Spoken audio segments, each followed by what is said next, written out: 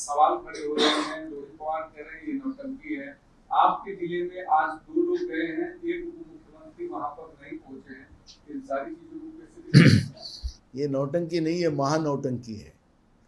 कांग्रेस के जमाने की जितनी योजना है वही योजना को ये जाकर क्रेडिट लेने की कोशिश कर रहे हैं, और क्रेडिट लेते समय जनता के पैसे की लूट मचाने का काम, वहाँ पे भ्रष्टाचार करने का काम राज्य की ये शिंदे सरकार कर रही है, बीजेपी रणनीति सरकार कर रही है। ये आपको देखने मिलेगा। ये जितना भी पैसा खर्चा होगा पेंडॉल का, ये वो उसमें करोड़ों रुपया खर्चा जो होगा वो जिले के विकास के लिए जो डीपीडीसी की राशि उपलब्ध की जाती है उसके वो पैसे से वह खर्चा होगा। ग्राम पंचायत को जो विकास के लिए जो पैसा मिलता है वो ग्राम पंचायत के सरपंच को पूरे लोगों को लाना है गाड़ियों से, तो वो अपने ग्राम पंचायत के पैसे से लाएगा। तो जो जनता के विकास के लिए जो पैसा उनका है, उनके अधिकार का पैसा है, उनका पैसा है, वो पैसे की लूट मचाने का काम महाराष्ट्र की सरकार आपल्या दारी इस धोरण के आधार पर और अधिकारी को लोग जमा करने के लिए पूरे ताकत के साथ अधिकारी को काम में लगाया जाता है, क्योंकि इनके कहने से और इनको देखने के लिए लोग नहीं आ रहे। लोग उनको अधिकारियों को दबाव लाकर ये लोग जमा करने लगाते, और हर जगह आप मैं आज हमारे जिले में हो रहा है भंडारा में, जो जिले में इनका सरकार आपल्या दारी जो प्रोग्राम हुआ है वो जिले में जाके फीडबैक आप लीजिए, लोग गाली दे रहे हैं इनको। ये अच्छा है कि जो हर जिले में जाके जो बची बुची सरकार की औकात है वो औकात लोग निकाल लेंगे। मराठा वर्सेस ओबीसी की जो लड़ाई महाराष्ट्र में चल रही है, एक मंत्री खुले मंच से चैलेंज देते हैं, दूसरी तरफ मराठाओं के नेता जरांगे पाटिल चैलेंज करते हैं। सरकार उनको भी आश्वासन देती है, उनको भी आश्वासन देती है। कानूनी रास्ता क्या है? कानून रास्ता एक ही है, जो हमारे नेता राहुल गांधी जी ने जाति न्याय जनगणना का जो भूमिका रखी है, जो 50% आरक्षण का जो मर्यादा है वो जनगणना के आधार पर ही खत्म कर सकते हैं। लेकिन केंद्र की नरेंद्र मोदी की सरकार, बीजेपी की सरकार ये कहती कि अब गरीब जात है, तो बीजेपी का एकदम स्पष्ट हो चुका है कि गरीब और अमीर दो ही जाति इस देश में रखे, आरक्षण का इशू खत्म, और उसी आधार पर जनगणना के आधार पर ही ये आरक्षण का मामला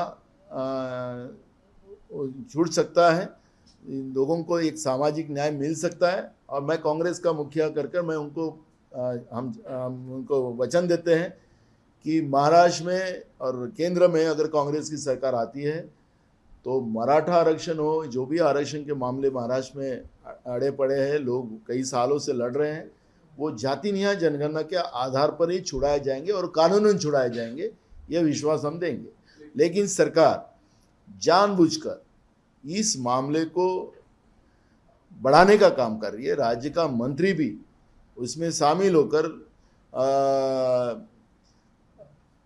दूसरे समाज को गाली जब दे रहा है तो इसका मतलब है कि ये सरकार इसमें खुद इन्वॉल्व है। और जो मूल इशू है कि महाराष्ट्र में अभी दुष्काल की स्थिति है, 80% एरिया में बारिश ही नहीं गिरी। 1 सितंबर से पीने के पानी के टैंकर शुरू हुए, किसान बर्बाद हो चुका है, और किसान की फसल जो थोड़ी बहुत निकली है उसको खरीदने के लिए सरकार तैयार नहीं है। और तो किसान की आत्महत्या बड़े पैमाने में महाराष्ट्र में बढ़ चुकी है। जो बेरोजगार हैं उनकी परिस्थितियाँ वही है। महंगाई की वजह से सर्वसामान्य और गरीब लोगों का जीना हराम हो चुका है, उसमें भी आत्महत्या बढ़ते जा रही है। और सरकार ये इस मुद्दों को डाइवर्ट करने के लिए महाराष्ट्र में ओबीसी वर्सेस मराठा कर मूल इशू को डाइवर्ट करने की कोशिश कर रही है। और सरकार की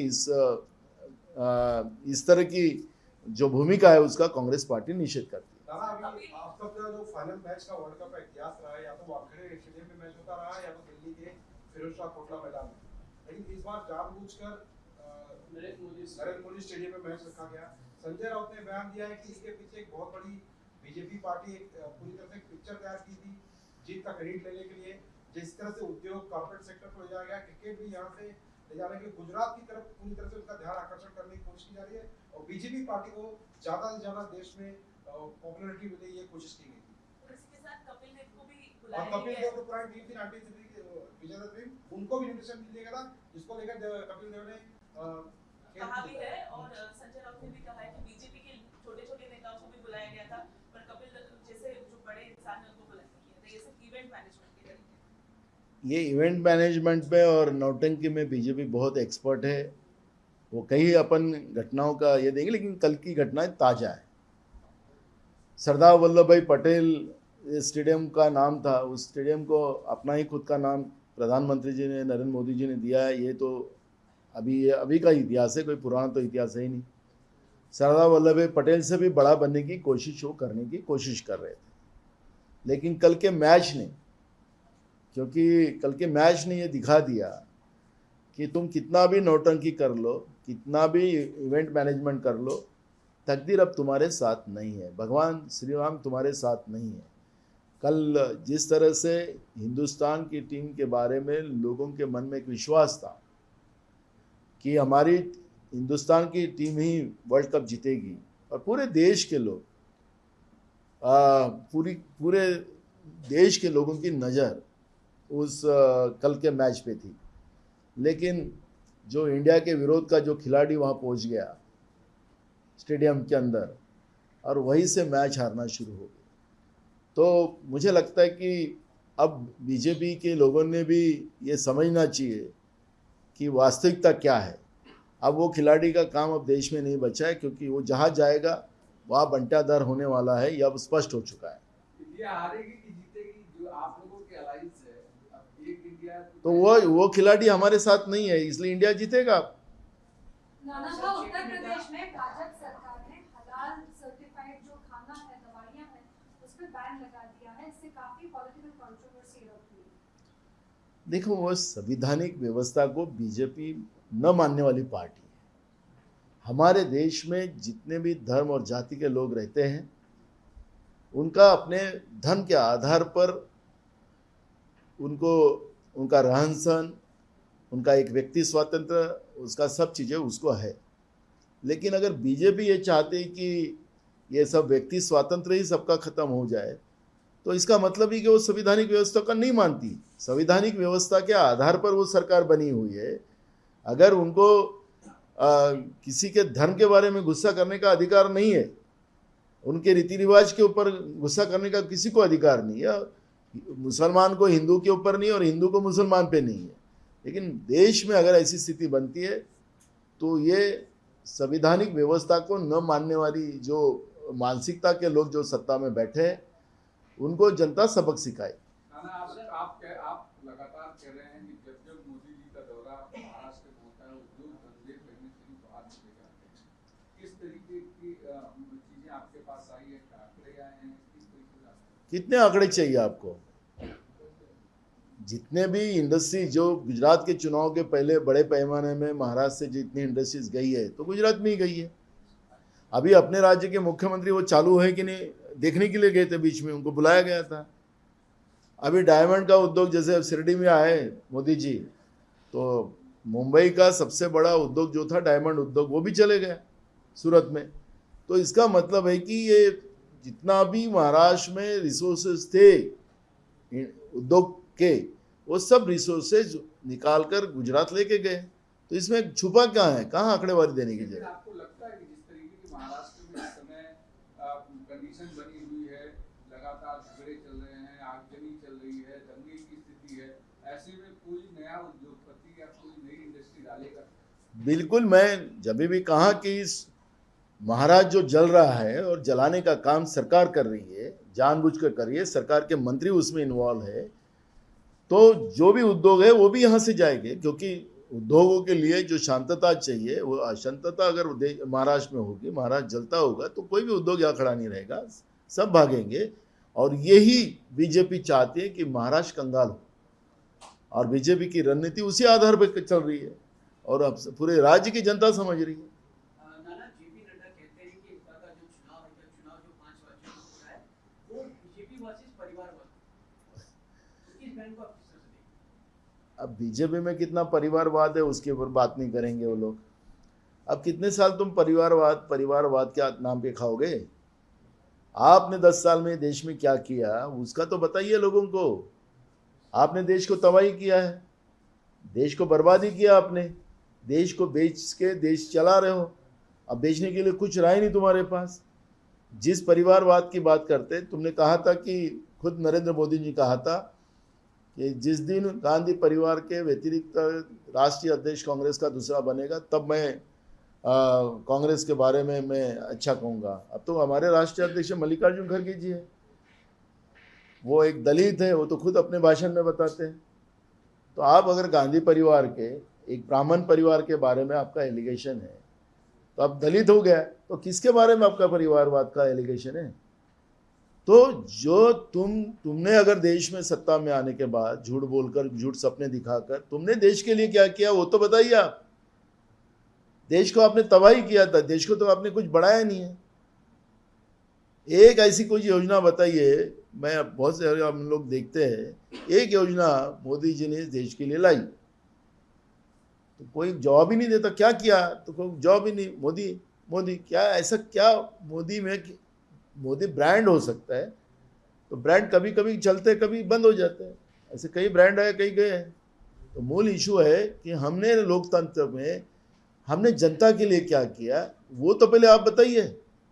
आप रोड विकास के नाम से लोगों से पैसा ले रहे हैं, डीजल पेट्रोल में 18 रुपया पर लीटर पे आप डीजल पेट्रोल में पैसा ले रहे हैं, उससे रोड बना रहे, उसी रोड पे आप टोल लगा रहे, उसमें भ्रष्टाचार है।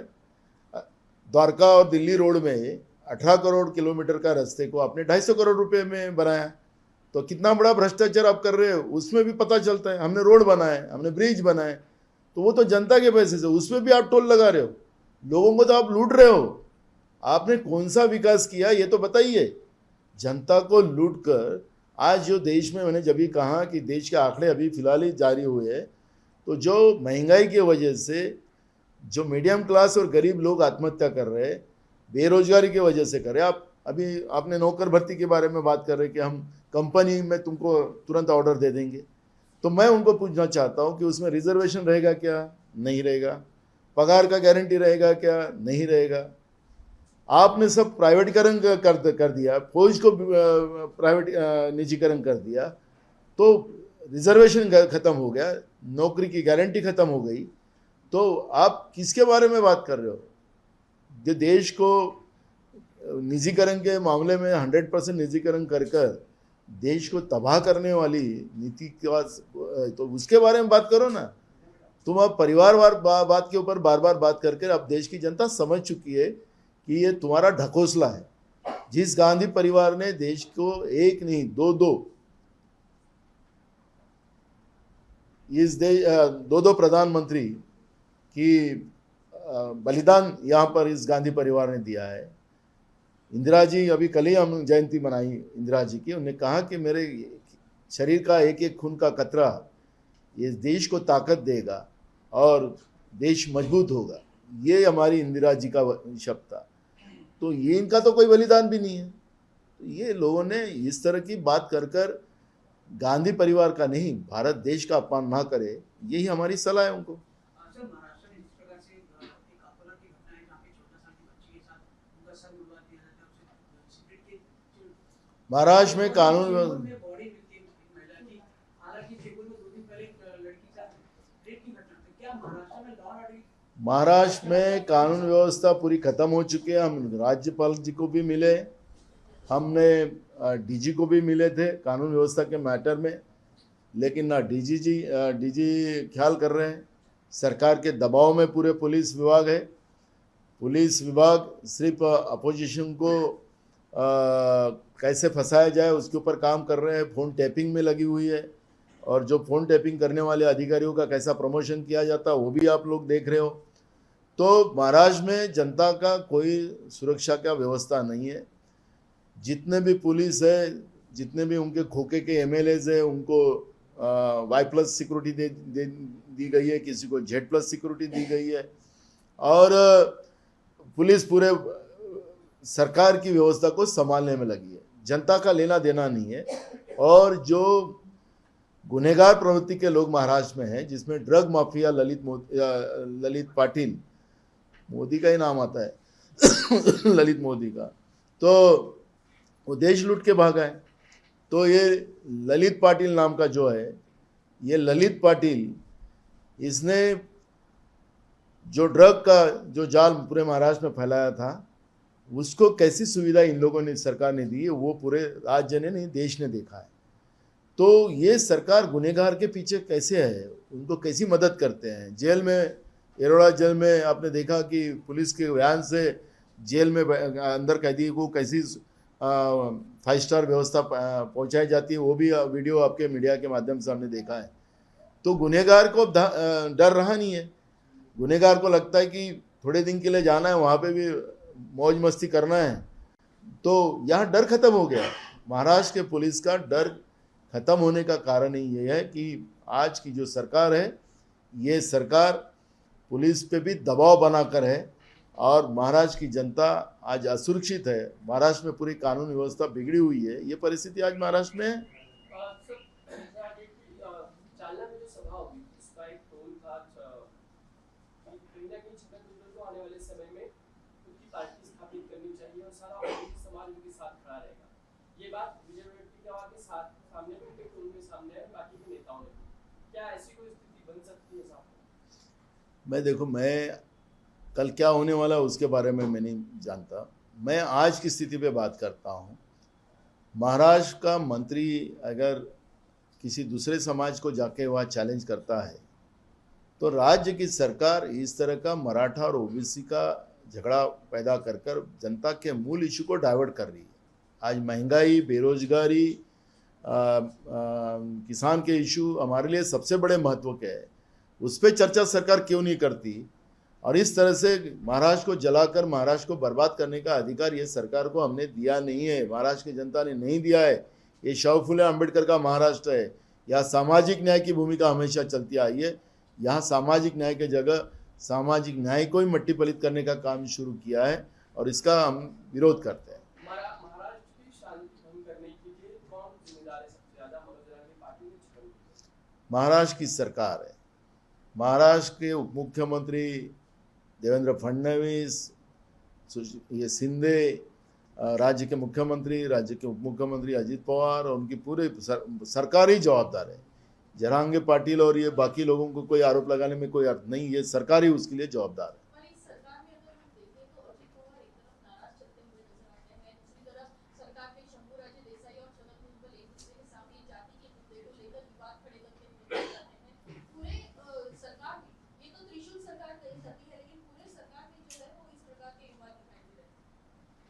त्रिशूल भगवान शिव जी का और माँ दुर्गा जी का ये शस्त्र है।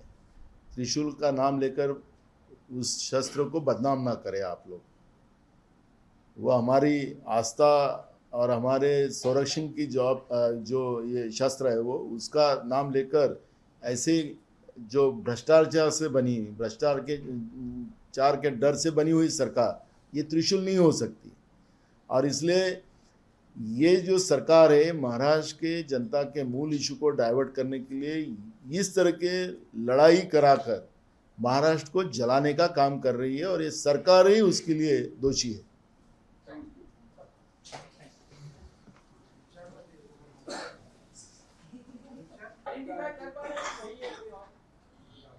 जो संजय राउत ने जो फोटो आज ट्वीट किया है, कैसीनो में भाजपा के जो प्रदेश के अध्यक्ष है बावनकुले जी, उनका ही फोटो वहाँ नज़र आ रहा है। तो राज्य के गृह मंत्री ने तुरंत उसके ऊपर जांच बिठाना चाहिए, क्योंकि महाराष्ट्र आज दुष्काल की स्थिति में है और राज्य की तिजोरी भी जो है वो पूरी खाली पड़ी हुई है। तो भाजपा के अध्यक्ष के पास इतना पैसा कहाँ से आ गया कि वो कैसीनो खेलने के लिए विदेश जा रहे हैं? एक बंगारू लक्ष्मण का इतिहास तो एक अलग है ही, लेकिन ये अपने महाराष्ट्र के भाजपा के अध्यक्ष वो ट्वीट में दिखते हैं, उन्हीं का फोटो है वो तो। लेकिन इस पे जांच हो, यही मांग कांग्रेस करेंगे। क्या सीबीआई की मांग करते हैं? एआई इंटेलिजेंस के थ्रू ये बनाया जा सकता है? बिल्कुल, इसमें जो संजय राउत ने जो ट्वीट किया है उस पर जांच होना ही चाहिए, सीबीआई ने जांच करना चाहिए और बिल्कुल जांच होना चाहिए। ईडी की भी जांच होगी पहले। नहीं, वो तो पहले सीबीआई वो है कि नहीं वो तो जांच होना ही चाहिए ना। आरोप पता लगेगा ना कि दिवाली की छुट्टियों में कौन विदेश गया होगा तो पासपोर्ट पे तो होगा ही स्टैम्प। जो भी है वो पता चलना चाहिए और राज्य की जनता ये जानना चाहे। इनका कोई डुप्लीकेट होने की संभावना नहीं है। हमें लगता है जांच होना चाहिए।